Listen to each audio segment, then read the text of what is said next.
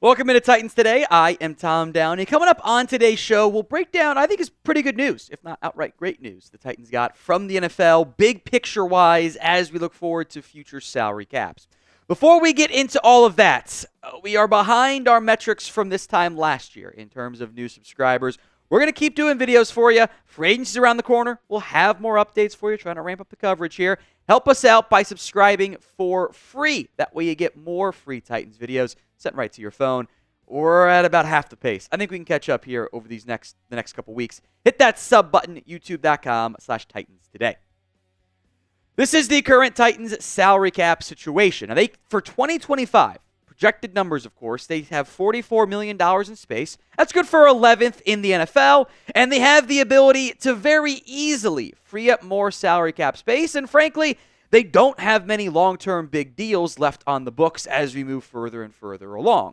The salary cap, meanwhile, is only going to increase, and it will increase more each season, creating more salary cap space as we move forward. Remember, the salary cap is a method of accounting. The cash you spend matters more. The cap is very manipulatable.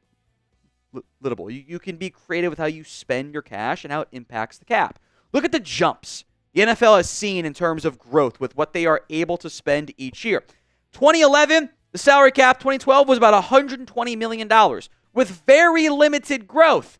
Then you started to get some $10 million per year rises, and that was kind of flat. Then the COVID year hits, and it drops down to 182.5, and then post-COVID, they're fine, and they get big revenue jumps. And now in a span of 5 years, we are approaching $100 million in salary cap growth. And I think that 15-ish could be a little higher, could be a little lower some years, just depends.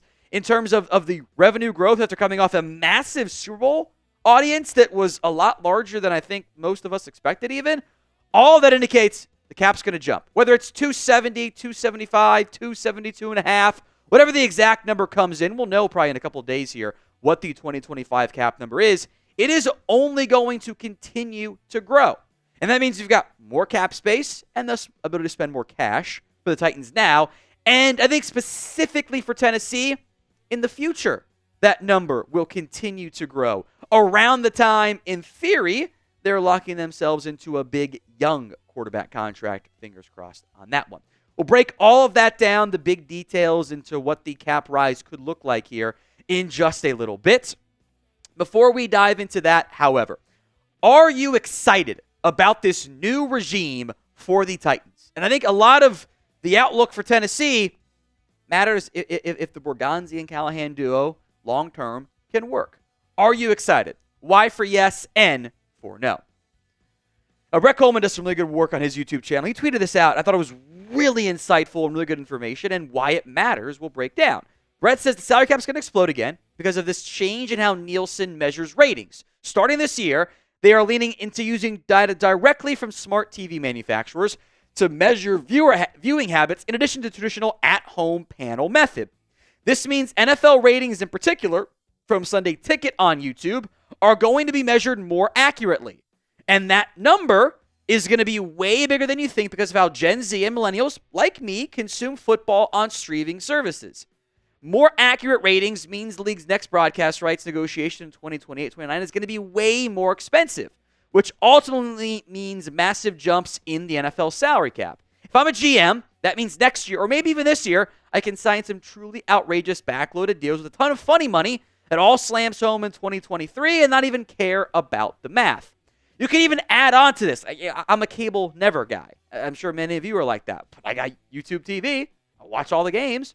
My numbers might not count in the way the TV ratings are added. With all the extra playoff games they're adding, Netflix wants to get in. That kind of sucks for viewers, but it leads to a massive salary cap growth in the long run. And the aggressive approach that Brett mentions is, I think he's spot on, by the way, is one Tennessee eventually has to take. I don't think the Titans necessarily need to be ultra aggressive right now. That could change in a year or two. They don't have the quarterback in place, at least not quite yet. Now, maybe they want to add that in place this offseason, which could adjust how they do things here, but they have the flexibility, the new regime in place, to have a little bit more long-term patience. Once they find that quarterback, whether they drop him in and go or add him, and then go. Whatever that plan looks like, they need to go be aggressive. Once you find that quarterback, to an extent like they kind of tried to do this year to say, okay, is Levis the guy? I think the answer was a resounding no. Once you find that quarterback, whether it's dropping him in after you build up the roster or try to build the roster around him, you spend big cash. While he is cheap, while you are not paying that massive quarterback contract cost, you can spend that money on him and build the rest of the roster around him. Now look, I think the reality is in the AFC, winning is going to be hard for the next decade-ish. Joe Burrow, Lamar Jackson, Josh Allen, Justin Herbert, Patrick Mahomes. I'm leaving out guys too, CJ Stroud. There's a lot of damn good young quarterbacks in this side of the NFL. So you need to make and take advantage of every advantage possible. The Eagles, I think you can argue if Hurts is truly a top 10 quarterback independent of his situation. But they spent more money than anybody else. They built that roster up in impressive fashion. And they've paid Jalen Hurts. And as we'll get into, are not actually having him count big money on the salary cap. It is a competitive disadvantage to not be among the biggest spenders when you are trying to win. Maybe Tennessee isn't trying to win that same level right now. That's fine, as long as there's a long-term plan for it. But once you try to win big, you have to go big or go home. More on this to come, but you can get Titans hoodies on sale for 60% off over at chatsports.com/Titans hoodie. Link will be in the comments section and the description of today's show. Tons of styles, varieties, fits, sizes, designs, color schemes, all of it. Go to chatsports.com/Titans hoodie and get up to 60% off today. Brett also kind of made a really good point on the Eagles strategy. So keep in mind the NFL agreed to this media rights deal back in 2021. And then Jeffrey Lurie, who has a background in film and TV and knows he'll be able to go back to table in 29, signed Hurts to an extension 2 years later. It looks like this. Chess, not checkers, folks. Here's what the deal looks like. Listen, look at all these void years that are tacked onto it. It is the upper echelon of how you are able to structure quarterback contracts. The Eagles aren't paying Jalen Hurts anything. The majority of his deal is all in void years, which means they have benefited from him being on a rookie quarterback contract, and they're paying him $6 million on the cap this year, 13.6 on the cap in 2024, just under 22, up barely 31, 42, 47, and then the void years hit. That's nothing. With the salary cap, when the Eagles are going to pay Hurts in 2027, and the cap is like $42 million. The cap is going to be well beyond $300 million. That's a drop in the bucket. Now, all of that for the Titans specifically is potentially years down the line. But I bring it up to indicate how you can be aggressive and not be having to pay that massive quarterback hit on your cap. NFL rosters in general have massive turnover. You're shuffling out 30% of the guys every year. You can look every 3 years, and it's like, 75% of this roster potentially could be different. And that is reflected with what Tennessee is facing long term. In 2027, as of right now, they've got 11 players under contract. Now, that's going to change. That's going to change after this draft class. That becomes, potentially 20 guys under contract. And 2028, that figure becomes, 7, 8, 9, 10, whatever it ends up being. And Latham as a fifth-year option. In theory, you pick that up, so it's at least one. But the point here is this. The rise in salary cap and the lack of long-term massive commitments to a Hurts level, to other teams paying their quarterback or other young guys, gives the Titans a massive flexibility. And the best way to maximize that flexibility is to have a plan and a vision.